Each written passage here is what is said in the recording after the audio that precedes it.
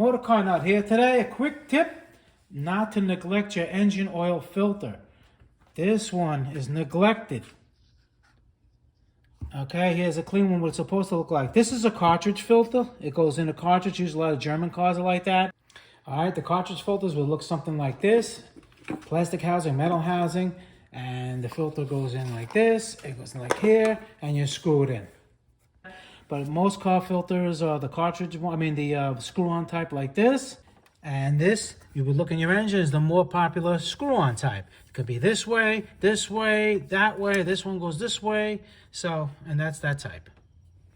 But they're the same purpose.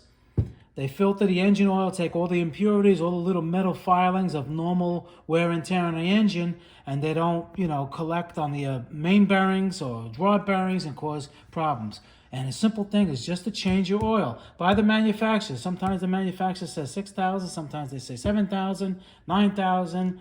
A good rule of thumb is every 3,000 to 4,000 miles is good, regardless if it's synthetic or conventional oil. Okay, quick tip, Motorcarnut, watching out for you guys. Thank you, guys.